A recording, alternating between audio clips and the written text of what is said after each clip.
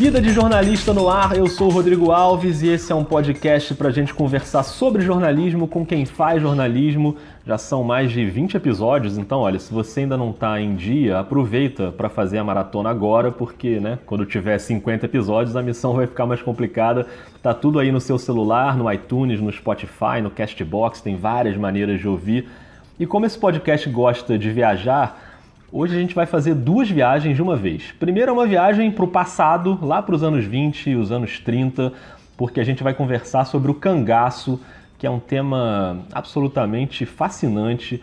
Vamos falar de Maria Bonita, de Lampião, e vamos falar muito da relação deles com o jornalismo, como era a cobertura naquela época, desde o Jornal do Brasil até o New York Times. Tem muita coisa interessante para a gente abordar. E a nossa segunda viagem é para Portugal, porque é lá que está a convidada desse episódio, a jornalista Adriana Negreiros.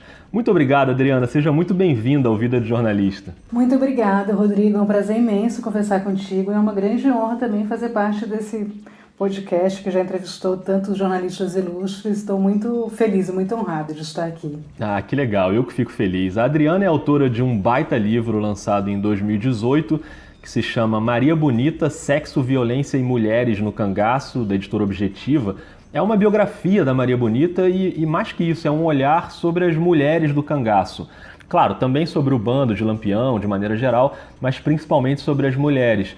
Então você que está ouvindo o podcast e só conhece o cangaço pelos filmes ou pela literatura, pelos cordéis, olha, você vai se espantar com o livro da Adriana, porque vai caindo um mito atrás do outro, e apesar do tema ser bem pesado também, em vários momentos, tem muita cena de violência, mas o texto é super bem construído, super saboroso, eu recomendo demais. E Adriana, agora no fim do ano passado você se mudou com a família para Portugal, né? Já tá tudo calmo aí ou você ainda tá aí no meio das caixas de mudança? Ainda, Rodrigo, ainda estou em meio a caixa de mudanças. Eu estava inclusive com medo que a nossa conversa pelo Skype tivesse vídeo, porque você ia ver atrás de mim milhões de caixas e uma bagunça tremenda aqui no escritório. Ainda estou me situando aqui, mas eu chego lá em algum momento. Não tem problema, não tem vídeo, mas o pessoal imagina as caixas aí, como é que estão atrás de você. Mas falando em família, Adriana, eu queria começar esse nosso papo com uma personagem que não tem nada a ver com o cangaço diretamente, mas que viu de perto um episódio fundamental na história do cangaço, que é a sua avó Alcinda. Explica pra gente quem foi a dona Alcinda e o quanto ela foi importante para o livro. Foi a vovó Alcinda quem me introduziu nesses temas do cangaço, porque é o seguinte, a minha avó, como a minha família, minha mãe, meu pai, minha avó materna, paterna, eles são todos de Mossoró. Mossoró é uma cidade que fica no Rio Grande do Norte, já quase na fronteira com o Ceará. E essa é uma cidade muito importante para a história do cangaço, porque lá ocorreu um episódio fundamental, inclusive para a entrada das mulheres do bando de Lampião, que foi o seguinte: ali nos anos 20, o Lampião tinha por hábito mandar bilhetes para os prefeitos das cidades solicitando algum dinheiro, e em troca desse dinheiro, desse recurso, ele não invadiria a cidade. Era assim que ele ameaçava as cidades e conseguia muitas vezes recursos com essa ferramenta, com esse expediente. Uhum. E em 1927 o Lampião mandou então um bilhete para o então prefeito de Mossoró, que se chamava Rodolfo Fernandes, pedindo uma quantia em dinheiro, e se o prefeito não enviasse essa quantia para ele, ele iria invadir a cidade com seu bando. Só que Mossoró na época era uma cidade considerada bastante próspera, até hoje, se a gente considerar ali o Nordeste e tudo mais, Mossoró é uma cidade bastante próspera. E na época já era uma cidade rica, em decorrência do sal.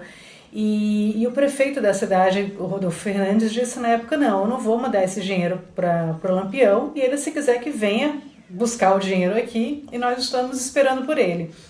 E ele então convocou todos os homens da cidade a se unirem, a pegarem armas e a esperarem o mando de Lampião. E esse foi um episódio fantástico da história, porque de fato isso aconteceu. O Lampião recebeu o aviso do Rodolfo Fernandes de que não iria dar o dinheiro e resolveu com seu bando invadir a cidade. E quando chegou em Mossoró, encontrou todos os homens entrincheirados, esperando pelo bando, com armas em mãos. E os cangaceiros foram expulsos de Mossoró embaixo de uma chuva de balas. E esse é um episódio do qual a cidade se orgulha profundamente. E a minha avó, ela tinha 15 anos na época em que isso ocorreu. Ela é de 1912.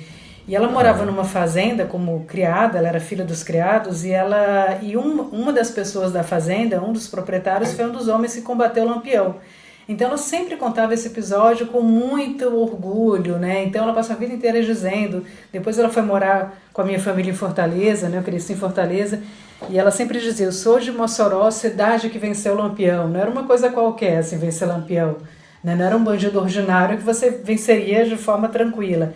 Era aquele que era o fora da lei mais procurado e mais temido do Brasil ali nos anos 20. Então foi assim que eu comecei a ter os meus primeiros contatos com a história do cangaço por meio das histórias que a minha avó contava sobre Lampião, né, e sobre os demais cangaceiros. E ela não falava em Maria Bonita e nem em nenhuma outra mulher, nem em Dadá, porque as mulheres só viriam a integrar o bando de Lampião em 1930. E esse episódio de Mossoró é muito importante, porque depois dessa derrota, que foi uma derrota terrível, o Lampião nunca tinha sido derrotado, o bando se desfez praticamente. Houve uma morte, né, do Jararaca, que foi uma perda irreparável para o Lampião. Ele perdeu também um outro soldado bastante importante para o bando. E o bando ficou muito abatido, o Lampião também ficou com a moral muito baixa em decorrência dessa derrota. E ele resolveu, então, depois disso, cruzar o São Francisco e tentar a vida na Bahia. E foi então que ele, a partir disso, né, quando ele chegou na Bahia, que ele conheceu a Maria Gomes de Oliveira, a Maria Gideia, e eles se apaixonaram, ela ingressou no bando, e com o ingresso da Maria Bonita, outras mulheres passaram também a integrar o grupo. Então o episódio de Mossoró, de certa forma, tem uma importância e uma relação direta com a entrada das mulheres no bando de Lampião. Essa história é incrível, né? E a dona Alcinda teve a filha dela, Alcineia, né, que é a mãe da Adriana, 2 dias depois, não foi isso? Da morte da Maria Bonita e do Lampião. Isso não está no livro, mas está num artigo belíssimo que a Adriana escreveu para a revista Helena, da Biblioteca Pública do Paraná. Dá para achar na internet, pode buscar aí que vale a pena. E a sua avó, Adriana, foi uma mãe solteira, né? O que era muito mal visto naquele momento. Você acha que dá para traçar esse paralelo entre a sua avó e a Maria Bonita nesse sentido de serem 2 mulheres, de certa forma, transgressoras para aquela época? Assim, né? É interessante porque essa pesquisa sobre a Maria Bonita, ela me conectou com a minha avó, né? Que já morreu em 1996. E me conectou em função de uma série de reflexões que eu comecei a fazer a respeito do papel e do comportamento das mulheres ali nos anos 30, né? E realmente a minha mãe nasceu no dia 30 de julho de 1938 e o bando de Lampião foi dizimado no dia 28, 2 dias antes. E a Maria, ela era uma mulher bastante transgressora, era uma mulher... né, usando aqui um clichê terrível, mas era uma mulher à frente do seu tempo, porque ela era uma mulher casada com Zé de Neném, que era um sapateiro. Era um casamento extremamente infeliz, né? Se dizia que o Zé de Neném não era exatamente um homem muito presente na intimidade e que a Maria era muito insatisfeita sexualmente, tanto que tinha um amante. E isso, imagina, né? Se hoje uma mulher, né, que tem esse comportamento ela é mal vista, na época, então, era um absurdo. Nossa. E a minha avó, ela foi uma mãe solteira, né? Não sei se ela tinha essa impetuosidade da Maria, eu imagino que não, mas ela foi uma mãe solteira numa época em que isso também era a pior coisa do mundo, era atestado de sem vergonhice para uma mulher ser mãe solteira.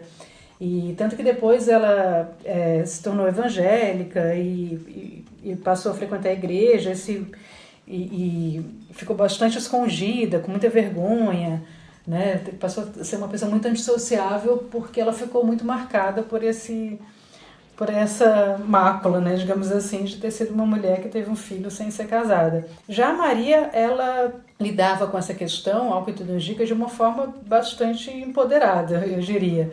Ela não escondia de ninguém que ela não estava feliz com o casamento com Zé de Nenê, muito pelo contrário, e ela sempre dizia na época, aos 4 ventos, que se pudesse, ela largaria aquele cabra mole, né, como se dizia no sertão, para acompanhar um verdadeiro cabra da peste, um valentão como Lampião. Ela dizia isso muito em tom de bravata, ali no final dos anos 20, até que essa conversa chegou aos ouvidos do Lampião, e eles se conheceram, se encontraram, se gostaram, e ela de fato largou o Zé de Neném e seguiu com o cangaceiro, que é uma coisa absolutamente transgressora, né, para a época. Então, de fato, assim, ambas, né, foram mulheres que tiveram um comportamento que não era tido como adequado em sua época, mas cada uma lidou com as consequências disso de formas diferentes, né? É verdade. Agora, você bate muito nessa tecla de que uma coisa é a Maria Bonita ter sido uma mulher transgressora, empoderada. E outra coisa é essa carga que algumas pessoas colocam nela, de ela ter a responsabilidade de ser uma líder feminista, né, como muita gente aponta. E aí eu até lembro que quando eu fui comprar o livro, no ano passado, eu estava na livraria e não achei o livro ali na seção de biografia, de história. Aí pedi ajuda ali para uma atendente, e ela até conhecia o livro, ela falou, não, é um com capa vermelha. Eu falei, é esse mesmo. E ela ficou procurando e não achava, daqui a pouco vem ela com o livro na mão, falou, ó, tava lá na seção de feminismo. Você acha que é uma cobrança injusta essa de colocar a Maria Bonita como uma líder feminista naquela época de machismo muito violento? Eu acho que é um anacronismo esse, né? Porque na época mal se falava sobre isso, sobre o feminismo. Certamente no sertão essa não era uma conversa. Nos grandes centros urbanos havia ali um certo movimento bastante tímido por parte de algumas mulheres, mas também não era o que a gente tem hoje em dia, né? Que é um assunto absolutamente recorrente. E se a gente considerar assim, que a Maria vivia no sertão do Nordeste do Brasil, nos anos 20, e que ela, e posteriormente, viveu entre cangaceiros, que eram sujeitos extremamente machistas, mas um grau assim, que a gente não consegue imaginar, cobrar dela uma postura feminista é uma crueldade até, assim, não havia um espírito de época que permitisse que ela se comportasse dessa forma, de uma forma feminista, que ela de fato não se comportava. Ela era mesmo uma mulher danada, valente, dona de si, cheia de vontades, que fazia muitas vezes aquilo que gostaria de fazer e que não se importava muito com o que diziam a respeito dela, o que são comportamentos bastante interessantes, mas ela não era uma feminista. Inclusive dentro do bando, né, que era esse bando que tinha, no qual vigorava um código de conduta que era muito machista, as mulheres elas não tinham aquilo que a gente chama hoje de sororidade, né? As mulheres elas se detestavam. A Maria odiava a Dadá achava a Maria metida besta, dizia que ela se achava mais do que as outras. As mulheres tinham muita rivalidade umas em relação às outras e elas não se apoiavam em momentos de extrema dificuldade. Então, por exemplo, uma das regras desse código de conduta era que se uma mulher cometesse adultério ou se o seu homem suspeitasse que ela estava cometendo adultério ou alguma outra, cometendo alguma outra atitude que fosse tida como sem vergonha, essa mulher poderia ser punida com a própria vida, ela morreria em decorrência disso. Isso aconteceu algumas vezes no cangaço. Houve um caso bastante famoso, que foi o caso da Lídia. A Lídia era mulher de um cangaceiro chamado Zé Baiano e ela foi flagrada nos braços de um outro cangaceiro. E o Zé Baiano, quando soube disso, determinou que ela deveria ser morta e ela foi amarrada a uma árvore, a um tronco durante a noite. E no dia seguinte ela foi apedrejada até a morte.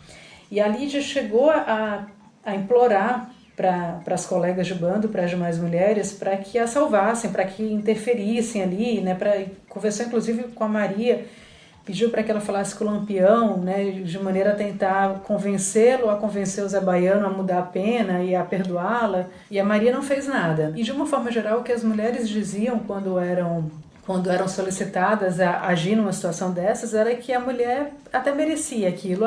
Quem mandou sem ser vergonha? Quem mandou pular a cerca? Né? Quem mandou não ter respeito com seu marido? Então, só isso por si só já demonstra que a Maria não era uma feminista, nem a Dadá, não havia feminismo no bando. Mas também a gente tem que considerar as circunstâncias em que essas mulheres viviam, né, os companheiros que elas tinham, que espécie de apoio elas teriam se arvorassem ao feminismo, né?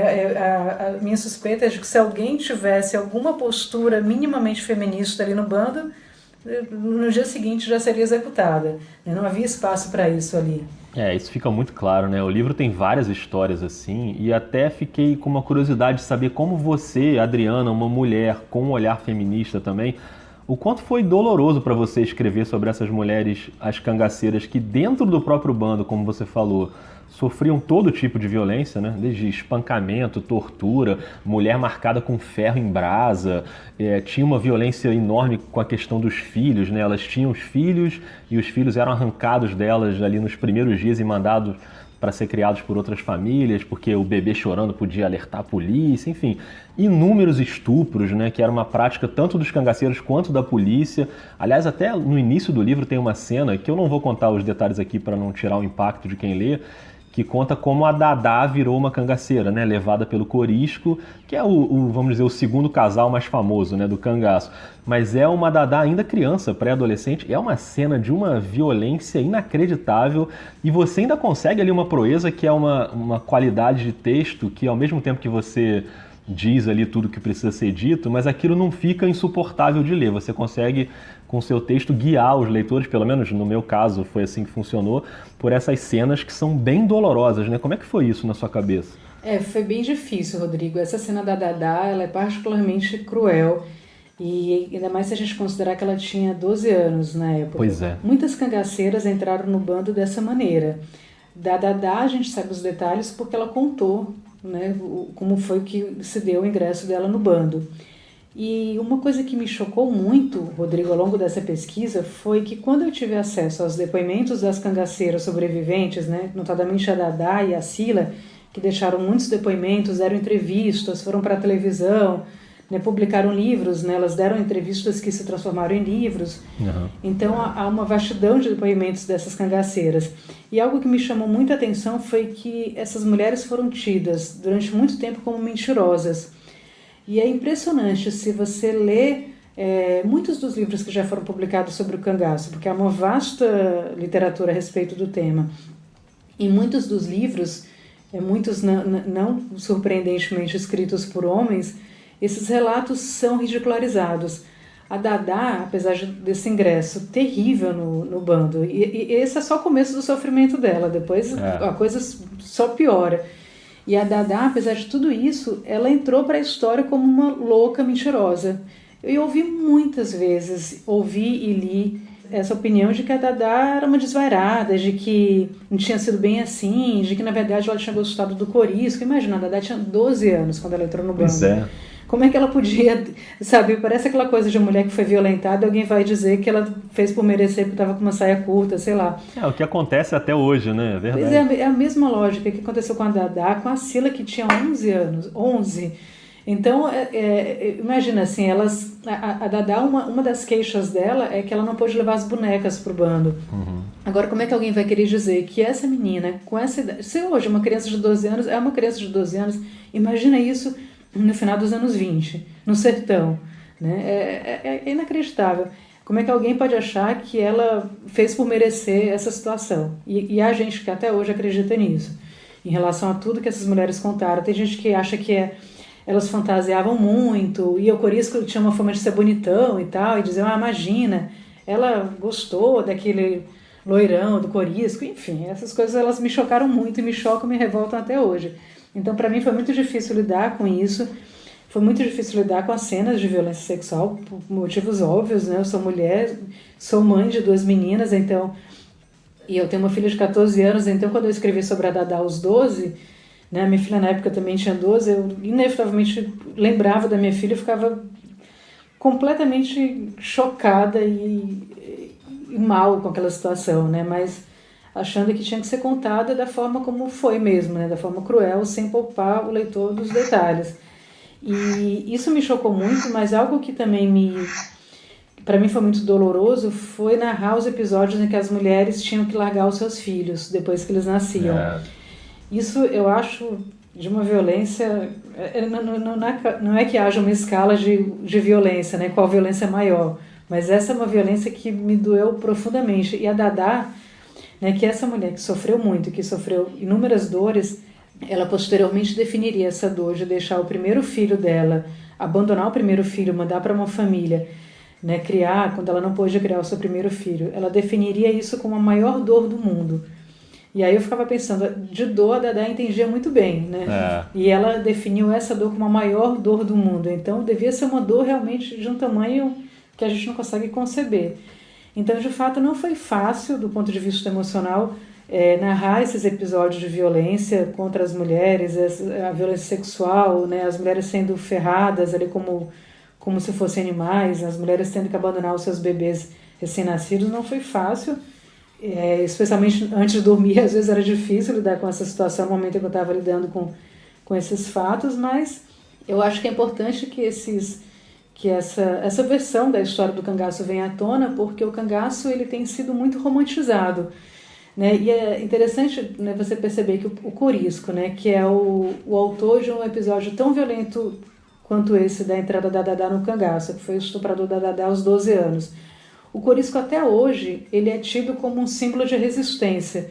Muitas vezes, eu lembro que recentemente tinha um meme que era do Corisco, naquela cena do filme do Glauber Rocha, aquela coisa do te entrega Corisco, né? Não me entrego não, e era tudo um símbolo do homem resistente, bravo, valente, né? O Corisco entrou para a história como esse personagem, como esse herói.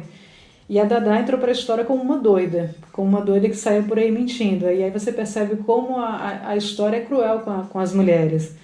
Né, como você percebe que aquela que foi vítima, ela foi esquecida, ou no máximo ela virou uma caricatura. Né, tem vídeos, né, que correm da Dadá com a vassoura na mão expulsando o jornalista que queria entrevistá-la. Então a versão que ficou foi essa caricatura da mulher louca, enquanto que o Corisco foi aquele sujeito valentão, resistente. Então perceber essa distorção, né, histórica também foi muito difícil, mas acho que é muito importante que a gente traga essas questões à tona para que isso possa ser refletido e que a gente possa pensar sobre essas injustiças que são feitas contra a história das mulheres. Acho que é bem característico, né? E até hoje a gente vê muitos exemplos disso, mas acho que o livro cumpre esse papel também de, não só de dar voz a essas mulheres, mas também de desconstruir alguns mitos, né, sobre o cangaço, sobre a própria Maria Bonita, a começar pelo nome, como você falou, que ela era conhecida como Maria de Ideia e só depois da morte ela vai ser conhecida como Maria Bonita. Mas principalmente em relação aos homens, como você falou, o mito do próprio Lampião, justiceiro, né, defensor dos oprimidos. Eu até separei um trechinho aqui que eu queria ler de uma reportagem do Jornal do Brasil, que você reproduz no livro, sobre o Lampião, que diz assim: ele é bravo, violento e astucioso e possui todas as virtudes de um conquistador. É um perseguido que se defende, um reformador incompreendido que distribui prêmios e castigos e expropria os ricos em proveito dos pobres. Quer dizer, parece um grande herói, né? Quando na verdade ele tinha um monte de aliança com os poderosos e políticos, fazendeiros, e assim ele ia escapando e sobrevivendo. E como a gente viu nesse trechinho aí que eu li, essa versão romantizada que ficou aí no imaginário do cangaço, grande parte da culpa disso é do nosso querido jornalismo, né? E como a gente está num podcast de jornalismo, como você aborda muito o jornalismo também no livro, eu queria te ouvir sobre esse assunto. Primeiro, de maneira geral, qual é a avaliação que você faz da cobertura da imprensa sobre o cangaço ali nos anos 20 e anos 30? Realmente essa imagem romanceada do Lampião já começa na época mesmo, né? Essa coisa de que ele era uma espécie de Robin Hood que tirava dos ricos para entregar para os pobres, e que isso era uma besteira, porque o que acontecia muito era o seguinte: o Lampião e os cangaceiros, eles, quando faziam saques nas cidades e eles pegavam moedas nesses saques, depois eles precisavam se livrar das moedas porque elas pesavam muito nos bornais que eles carregavam. Uhum. Então eles distribuíam essas moedas para as crianças, para a população, não porque eles fossem bonzinhos, mas porque eles queriam se livrar do peso. Eles preferiam cédulas em papel que eram mais leves para levar. Uhum. Esse é um dos motivos pelos quais ele tinha essa fama, né? E agora, na verdade, se o Lampião conseguiu passar quase 20 anos fugindo da polícia, não é porque ele tivesse o corpo fechado, como se dizia, ou porque ele tivesse negócio com o capeta, ou nada disso. É porque ele tinha cobertura da elite. Ele era um homem muito próximo do poder político. Um dos seus melhores amigos era o interventor de Sergipe, o Heronísio de Carvalho, que era um homem bastante próximo, por sua vez, do presidente Getúlio Vargas. Ele tinha muita proximidade com a polícia, então ele jogava baralho com os tenentes, ele comprava armas da polícia. Era uma relação bastante promíscua, que lembra, de certa forma, uma situação bastante atual, né, em relação ao tráfico e a relação com a polícia. Mas o Lampião se safava porque ele era um homem próximo da elite. E as grandes vítimas do Lampião e dos cangaceiros eram as populações mais pobres. Porque, imagina, um homem pobre do sertão, né, que tinha ali a sua pequena propriedade rural e ele recebia, digamos, a visita de um grupo de cangaceiros, ele não tinha nada a fazer a não ser recebê-los muito bem e dar a eles tudo o que eles pedissem. E se ele fizesse isso, ele passava a ser assediado pela polícia. Então ele ficava ali no meio do fogo cruzado. De um lado, os cangaceiros, que exigiam que eles fornecessem apoio e ajuda, se não fizessem isso poderiam morrer, e de outra, a polícia que queria informações dessas pessoas para chegar aos cangaceiros, e se as pessoas não dessem informações, elas seriam torturadas. Então não tinha para onde correr. Essa grande vítima do cangaço foram as populações mais pobres, especialmente as mulheres, que eram vítimas de violência sexual, né? Elas podiam ser roubadas pelos cangaceiros e podiam ser estupradas pelas forças volantes, né? Que eram as forças repressoras, como uma moeda, né? Como uma forma de pressionar seus pais, maridos e filhos a darem alguma pista sobre os cangaceiros, enfim. Era uma tragédia para a população pobre. Às vezes elas eram usadas para punir homens, né? Para punir o pai ou o marido, a mulher era violentada. De fato, eram realmente coisificadas, né? Essa era a situação das mulheres. E em relação aos jornalistas, Rodrigo, muitos jornalistas saíram do Rio, especialmente do Rio, né? Que a imprensa na época estava muito concentrada no Rio de Janeiro, para cobrir o cangaço, para cobrir a caça Lampião. Esse era um assunto que enfeitiçava os jornalistas na época. Então, as revistas, os jornais, quase que diariamente davam notícias sobre o bando de Lampião. E com aquele olhar muito caricato, que é o olhar próprio, né, da imprensa do Sudeste, na época, principalmente em relação ao sertão. Né? Havia quem achasse que Lampião não existia, que era... Alguns jornalistas diziam isso, duvidavam, será que ele existe mesmo? Será que não é só um mito popular? Uma invenção do sertão, desse sertão tão mágico, tão cheio de mitos e tal. Então havia uma série de olhares caricatos e preconceituosos em relação ao sertão. E essa questão, por exemplo, do sofrimento do homem, do sertanejo mais pobre, ela era completamente ignorada e as principais fontes dos jornalistas eram as fontes oficiais. Então eu tive que tomar muito cuidado porque os jornais reproduziam basicamente a versão da polícia a todo instante. Essa era a forma como os cangaceiros eram apresentados, né? Tirando algumas situações, né? Como, por exemplo, esse que você citou do Jornal do Brasil, né? Vira e mexe, você tinha ali uma leitura um pouco mais romanceada dos cangaceiros, mas de uma forma geral, o que chegava, né, nos jornais era a versão da polícia. Inclusive isso explica em parte por que as mulheres do bando elas entraram para a história como guerreiras, como valentonas, coisa que elas não foram. Porque as mulheres dentro do bando de Lampião elas tinham uma função muito mais doméstica.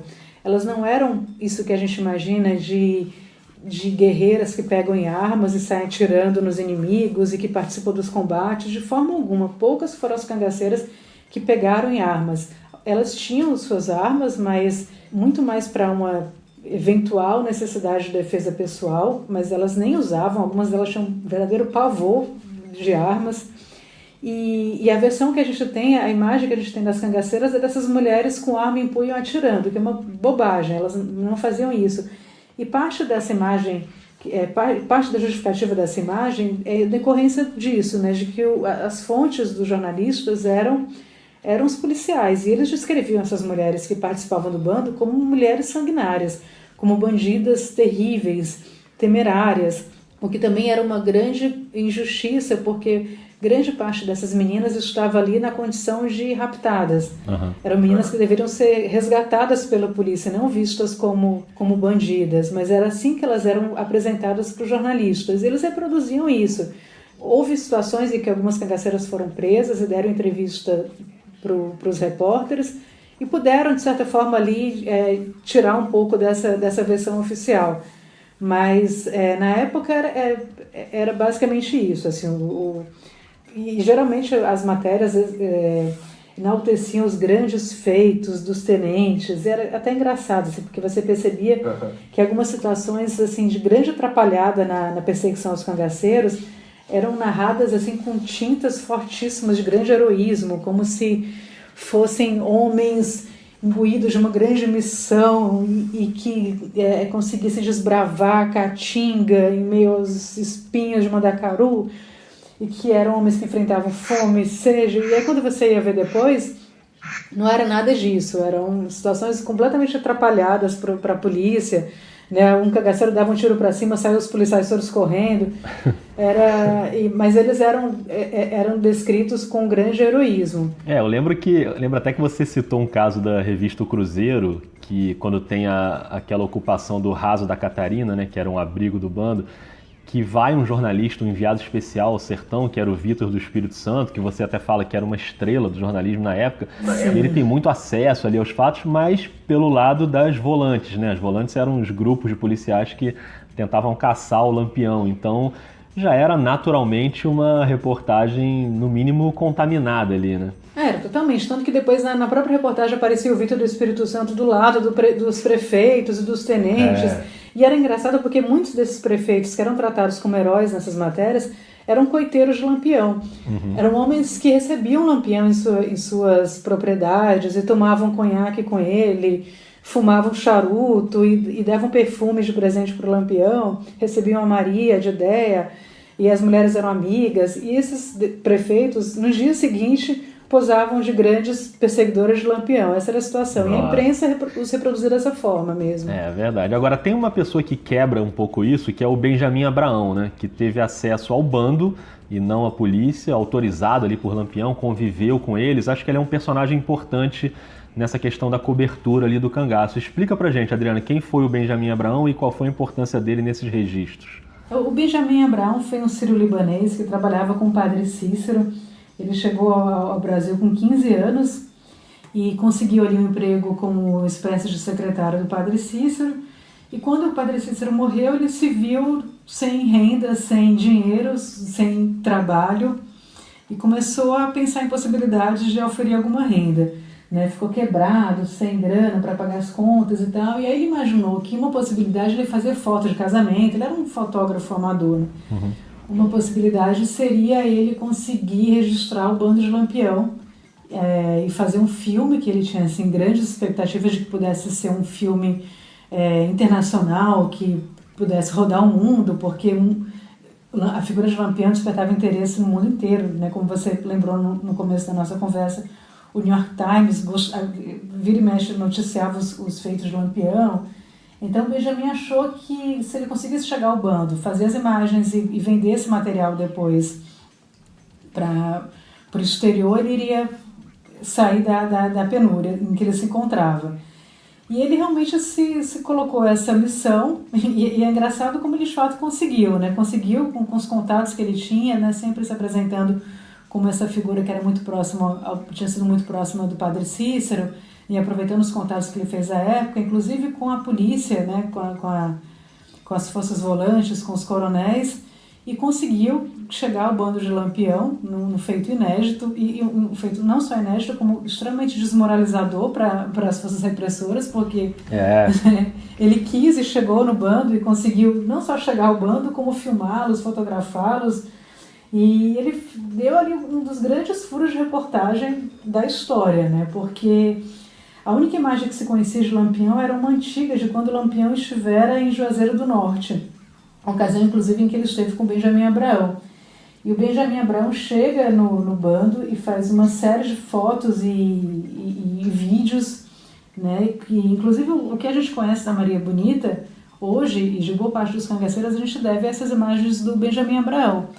Né? Se não fosse por ele, pelo trabalho dele, a gente não teria essas imagens. Seria uma única foto da Maria, muito antiga, né, de péssima qualidade, e a gente deve a ele, a essa valentia dele, os mais importantes registros do cangaço. E é engraçado que um amigo meu, quando leu o livro, ele disse assim, o Benjamin Abraão é o pai do branded content, porque ele conseguiu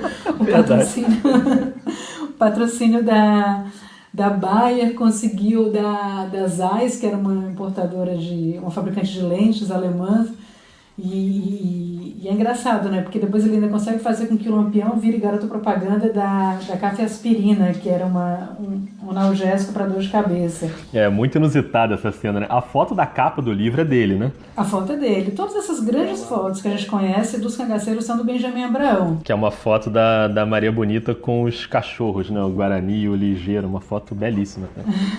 Agora, você falou do New York Times. O New York Times caiu numa barriga também, né? Que todo mundo caiu, que foi quando... A barriga, para quem não sabe, é o termo que a gente usa para quando o jornalista dá uma informação errada, né? Ou comete uma gafe e tal. Que foi quando noticiou a morte do Lampião por tuberculose em janeiro de 38, sendo que ele só morreu meses depois e assassinado, não tinha nada a ver com a tuberculose. Como é que foi o episódio que todo mundo caiu nessa? Surgiu ali uma informação de que o Lampião tinha morrido de tuberculose. E aí era uma informação um pouco maldosa até na época, porque se dizia que ele tinha morrido na casa do pai do Heronísio de Carvalho, que era esse interventor de Sergipe. Uhum. Que ele estava lá passando uma temporada e morreu de tuberculose na casa do pai, e isso foi noticiado. E aí logo depois teve o desmentido, que era muito engraçado, o desmentido inclusive do próprio Heronísio, dizendo que Lampião não tinha morrido e não tinha morrido na casa do pai dele. E era uma coisa meio absurda, e que inclusive eles não tinham nenhum contato e tudo mais, né? Porque já se sabia que ele era um grande coiteiro do Lampião e que eles tinham relações muito próximas. Mas essa não foi nem a primeira vez. Houve outras ocasiões em que os jornalistas também noticiaram a morte do Lampião. De vez em quando surgia essa história, o Lampião morreu e na época se publicava, né? Não tinha ainda uma checagem muito rigorosa. E o New York Times também caiu nessa, né? Foi na onda dos jornalistas brasileiros. E tanto que quando realmente o Lampião morreu, né, em Angico, muita gente ficou meio temerosa, meio desconfiada, sem saber se deveria mesmo publicar a informação, com medo de que pudesse ser cometer uma outra barriga semelhante às anteriores. É verdade, né? E essa morte de verdade que vem em julho de 38, com a chacina na Grota do Angico, né, em Sergipe, você conta que quem deu primeiro foi o jornal à noite, né, numa edição extraordinária, quando a polícia já estava ali percorrendo algumas cidades vizinhas, exibindo as cabeças degoladas dos cangaceiros, que era uma prática também, né? E a imprensa não tinha nenhuma crítica a essa prática da polícia, que era uma coisa corriqueira, mas totalmente bizarra, né, Adriano? Pra gente com os olhos de hoje é muito bizarra, mas na época isso era tratado com muita naturalidade, não era algo que chocasse não, Rodrigo. Inclusive depois as cabeças elas foram levadas numa espécie de uma excursão ali pelo sertão, e as cabeças eram tiradas das latas em que elas ficavam, latas geralmente com álcool ou querosene ou qualquer outra coisa ali para conservá-las, e eram expostas em praça pública, e as crianças iam, as famílias, era um espetáculo mesmo esse. Uhum. Né? Era uma coisa, por mais bizarra que possa parecer, era uma coisa quase natural. É verdade. A imprensa tratava isso com bastante naturalidade, por incrível que pareça, né, pra gente hoje em dia. Muito depois, né, depois quando porque as cabeças demoraram muito a ser enterradas, né, quando elas ficaram durante muito tempo ali expostas no museu em Salvador, isso começou a gerar uma reação ali, mas já nos anos 60, porque aí já as pessoas começaram a achar aquilo ali já meio esquisito, meio bizarro demais. Mas no final dos anos 30 era algo relativamente naturalizado. É verdade. E de modo geral, pelo que a gente vê no livro, a cobertura do cangaço sempre foi voltada para os homens, né, do bando. As mulheres eram citadas sempre ali pelo aspecto físico, se era bonita ou feia, se tinha perna grossa ou não, o que, claro, se explica pelo fato de que só tinha homem cobrindo, né? O olhar era 100% masculino e numa época, como você falou, de muito machismo. Se hoje a gente ainda vê muita cobertura machista, você imagina nos anos 30. E aí eu queria te perguntar, Adriana, já para a gente entrar aqui na nossa reta final. Durante a pesquisa, você chegou a imaginar, num cenário hipotético, como seria você, Adriana, cobrindo o cangaço, se em vez do Benjamin Abraão fosse a Adriana Negreiros? O que seria diferente ali? Olha, é engraçado, Adriana, nunca tinha pensado nisso, mas... depende. Se fosse a Adriana de hoje... eu iria ter o olhar que eu tive pro cangaço. Eu ia olhar muito para as mulheres, né? Procurar entender qual era a posição delas, o que elas faziam ali no bando. provavelmente esse seria o meu olhar, mas de hoje, né, de 2018. 10 anos atrás talvez não fosse esse meu olhar, talvez fosse um olhar um pouco mais masculino até, né, porque é interessante a gente pensar essas coisas, porque nós somos um pouco o espírito da nossa época. Sim. Quando eu comecei a escrever o livro sobre a Maria Bonita, eu não tinha a visão que eu tenho hoje sobre todas essas questões relacionadas a um olhar muito masculino sobre as mulheres. Eu fui aprimorando esse olhar por causa da pesquisa, que foi me mostrando essas distorções históricas, mas também porque o espírito da época me levou a isso, porque eu comecei a ler muito sobre feminismo, porque eu comecei a entrar em contato com teorias feministas, comecei a ler textos de mulheres que apontavam para os nossos vícios machistas, e quando eu digo nossos, eu me incluo nisso, né? Não estou falando só dos homens, não. Sim. Eu acho que eu fui me tornando feminista ao longo do processo de pesquisa do livro. 10 anos atrás, se eu tivesse escrito a biografia da Maria Bonita, eu teria escrito com uma outra perspectiva. Então, se fosse nos anos 30, cobrindo o bando, certamente seria bem diferente. Mas acho que a última década nos tornou muito melhores em relação a muitas questões. Nos melhorou muito em relação a essas questões de gênero mesmo. Quando eu olho para o passado e vejo muitas das coisas que eu fiz como jornalista, eu vejo muito machismo. Imagina, eu fiz editora da Playboy, então você pode perceber isso. Assim, eu acho que quando eu vejo o que eu fiz alguns anos atrás, hoje eu faria bem diferente. Eu olharia para as mulheres se eu fosse cobrir o bando de Lampião, mas se fosse assim, nessa coisa impossível de eu estar em 2018 e a cena se passar em 1936, que foi quando Benjamin Abrão teve acesso ao bando. Seria a Adriana de hoje com a oportunidade de sentar ali com a Maria para uma entrevista ali no acampamento, só vocês duas e o Guarani e o Ligeiro ali numa conversa, e imagino que você ia ter muita coisa para perguntar para ela, né? Muita curiosidade de saber coisas que a imprensa da época talvez não se importasse tanto, né? Então talvez se eu fosse a pessoa de 1936 que estivesse lá e fosse contemporânea da Maria, talvez eu até tivesse uma postura semelhante a dela, talvez isso fosse uma postura da época, né? Por isso que eu acho que é muito cruel a gente cobrar delas uma postura feminista. Nenhuma de nós, feministas de hoje, provavelmente não seria uma feminista naquela circunstância. Então, é um exercício assim um exercício de futurologia, de passado, sei lá como que a gente pode chamar isso. Mas esse exercício hipotético que nos mostra também isso, que às vezes é difícil cobrar posturas, né, de pessoas em que a época não permitia uma postura mais aguerrida. Mas eu também não desejo isso pra você não, porque se as cangaceiras já sofriam tanto, imagina uma jornalista mulher, como é que seria a aceitação ali no bando?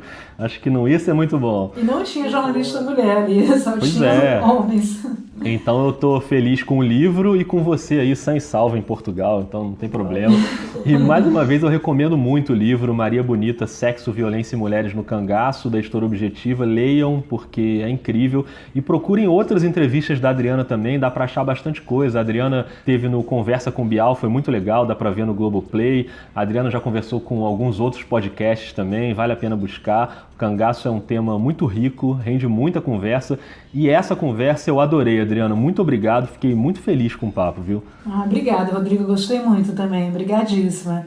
Que bom, que bom. Assim a gente encerra mais um episódio do Vida de Jornalista. Se você gostou, indica o podcast por aí, deixa a sua avaliação, se você ouve pelo iTunes ou no Cashbox, ou segue a gente lá no Twitter no @vida_jornalista. E a gente volta na próxima semana. Um beijo, um abraço e até mais.